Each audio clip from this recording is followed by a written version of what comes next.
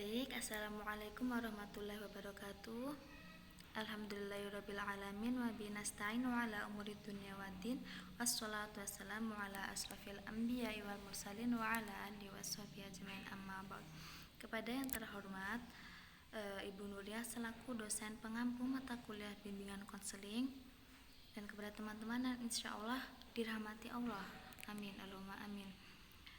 Langsung saja, saya di sini Zulia Nur Zulala, nomor NPM 2201012026. Saya di sini akan menerangkan tentang psikoterapi dzikir dan psikoterapi taubat. Nah, kawan-kawan, dari namanya saja adakah gambaran tentang psikoterapi dzikir nih? Di sini saya akan menjelaskan apa yang dimaksud dengan psikoterapi dzikir. Psikoterapi dzikir adalah pendekatan yang menggabungkan teknik psikoterapi dengan amalan spiritual, khususnya melalui dzikir atau mengingat Allah. Dalam pendekatan ini, dzikir digunakan sebagai metode untuk menenangkan pikiran, meredakan kecemasan, dan memperkuat hubungan spiritual seseorang dengan Allah. Jadi, psikoterapi dzikir ini adalah pendekatan atau cara seorang hamba kita sebagai hamba ada untuk mendekatkan diri kepada Allah. Karena apa? Karena banyak sekali teman-teman manfaatnya ya dari psikoterapi dzikir ini. Di antara lain nih, beberapa manfaat dari psikoterapi dzikir antara lain mengurangi stres dan kecemasan.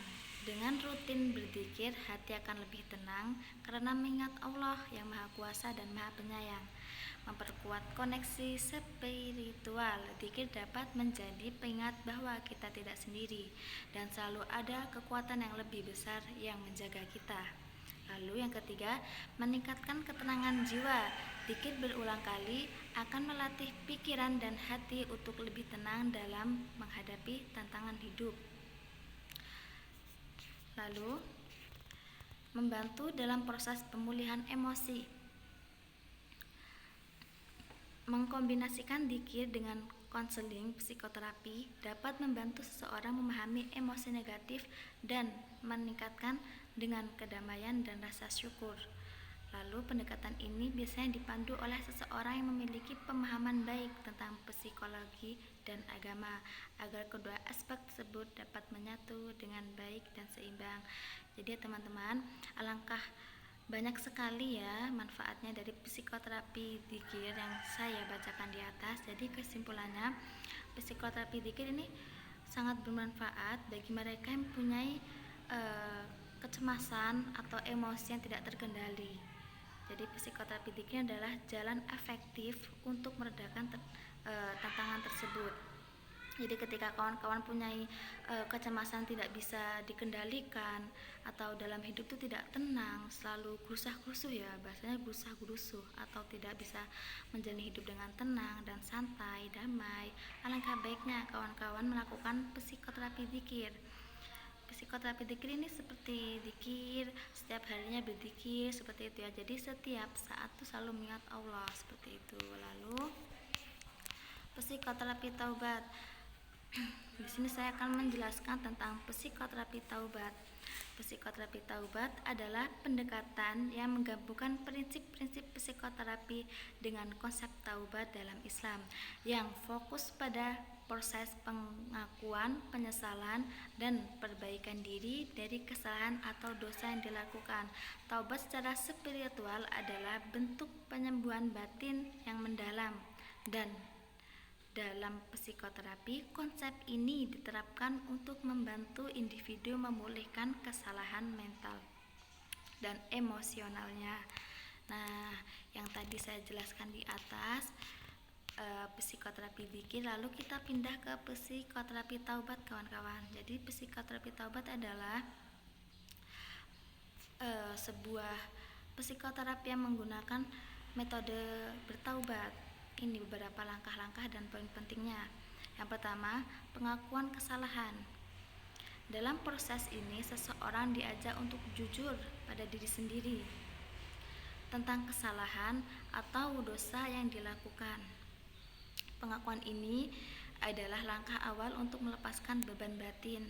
Nah, ini adalah satu langkah dalam psikoterapi taubat, yaitu pengakuan kesalahan. Jadi ketika kawan-kawan sudah mengaku bahwa dirimu atau diri kita ini mempunyai kesalahan, itu akan membantu mempermudah kita mengupgrade diri ke depannya, seperti itu. Setidaknya kita sudah sadar diri, seperti itu ya kawan-kawan. Lalu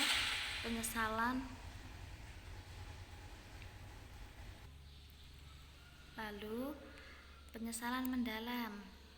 Poin kedua ini adalah psikoterapi taubat membantu seseorang merasakan penyesalan yang ikhlas atas kesalahan yang telah dibuat, yang dapat memberikan perasaan kebebasan dan rasa bersalah dan dari kecemasan.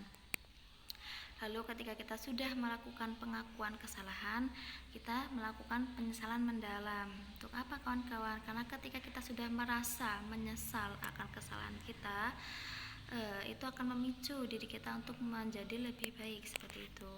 Lalu lanjut guys, koreksi dan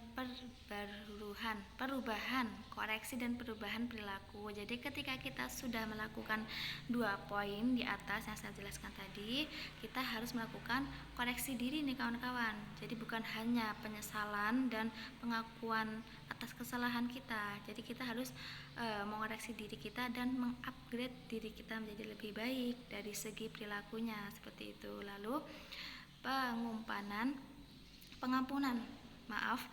pengampunan diri dan penerimaan Allah. Salah satu bagian penting dalam psikoterapi taubat adalah memaafkan diri sendiri ya kawan-kawan, dan percaya bahwa Allah Maha Pengampun.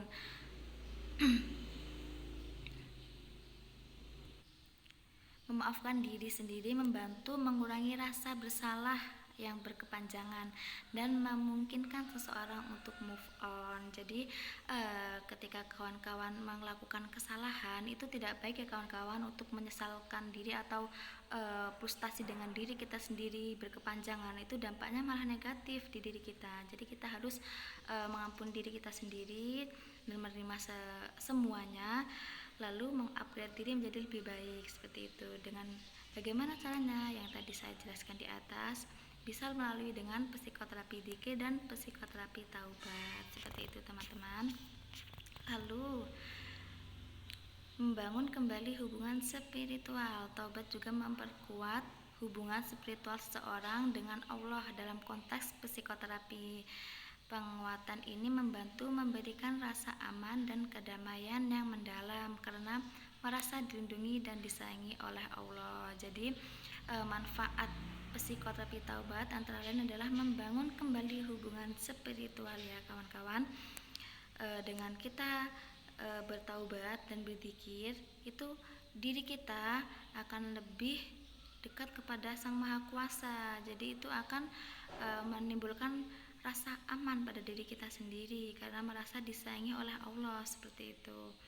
Pendekatan ini sangat bermanfaat bagi mereka yang merasa terbebani oleh rasa bersalah atau dosa, serta ingin perbaiki kehidupan spiritual dan emosional mereka. Psikoterapi taubat bisa menjadi jalan untuk melepaskan beban batin dan memulai hidup yang lebih damai dan bermakna. Jadi ketika kawan-kawan ingin merasakan kedamaian dalam hidup atau ketenangan batin, itu alangkah baiknya kawan-kawan menerapkan psikoterapi taubat ini dan psikoterapi zikir, karena dampak positifnya itu sangat banyak ya kawan-kawan, yang seperti saya jelaskan di atas tadi. Lalu terima kasih, semoga bermanfaat dari penjelasan yang saya uraikan tadi. Sekian dari saya. Wassalamualaikum warahmatullahi wabarakatuh. Dadah kawan-kawan.